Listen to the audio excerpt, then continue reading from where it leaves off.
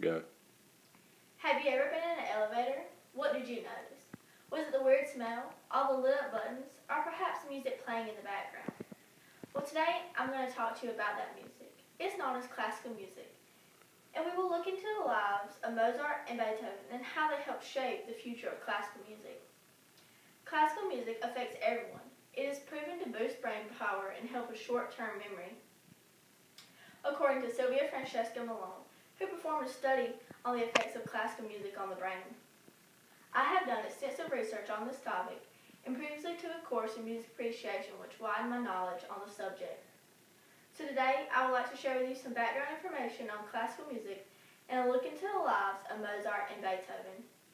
Let's begin by talking about classical music and why it's relevant and whom it affects. Well, what is classical music? The Oxford Dictionary describes classical music as a serious or conventional music following long established principles rather than a folk, jazz, or popular tradition.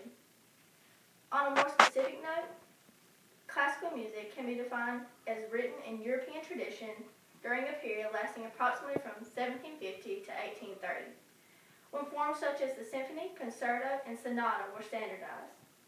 Why is classical music relevant? Michael, an expert in classical music, sums up its importance perfectly with this statement. The genre, made up of songs composed hundreds of years ago, continues to serve as a historical record for the life of the times past, a backdrop for all of our favorite contemporary forms of entertainment, and a trainer for our developing brains. When you listen to classical music, you can hear the riffs of the violins, the rumble of the basses and percussions, and the shout of the brass section, and the call of the choir, and all these sounds together are angelic, just as they were hundreds of years ago. So there is much room for this genre now, as there was back then, because classical music laid the foundation for all other genres that we listen to today. You may still think that classical music just isn't for you, but it can actually help you. Well, how can it help?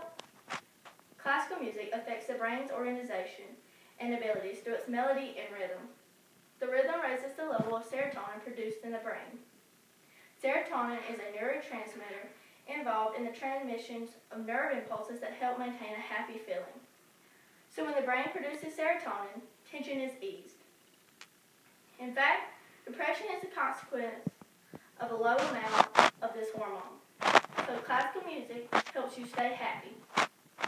Now that you know about classical music and how it helps you, let's move on to talk about two of its greatest composers. We will begin with Mozart. Mozart was born in 1756 in Salzburg, Austria, to Leopold and Anna Marie Mozart.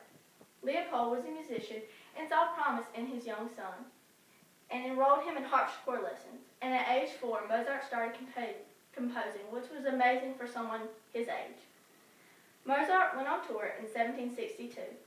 He toured Europe, performing concerts in places like Vienna, Frankfurt, and Paris. The tour proved to be especially important to young Mozart. He attended operas and performances by Johann Gottfried Eckhart and Johann Schubert and Johann Christian Bach. These people would influence Mozart greatly. Well, why is Mozart important?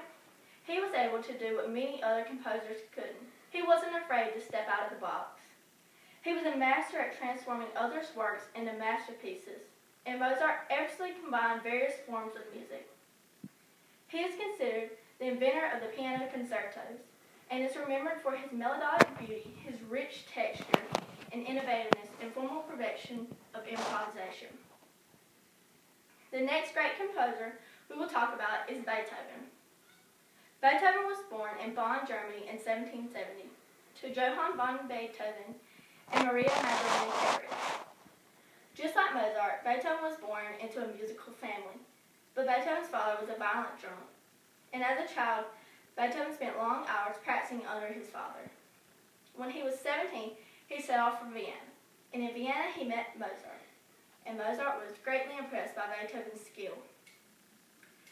During Beethoven's 20s, he discovered he was going deaf, and by age 32, he was completely deaf. This would cause him to stop performing and only compose. Well, how was Beethoven important? He was an icon in classical music because he was able to create a bridge between the classical tradition and Romanticism in music. He expanded the length of the piano concerto and the symphonies. He is also remembered for changing the number of the movements in the string quartet from 4 to 7. Beethoven's 3rd, 5th, 6th, and 9th symphonies are still performed today by many orchestras.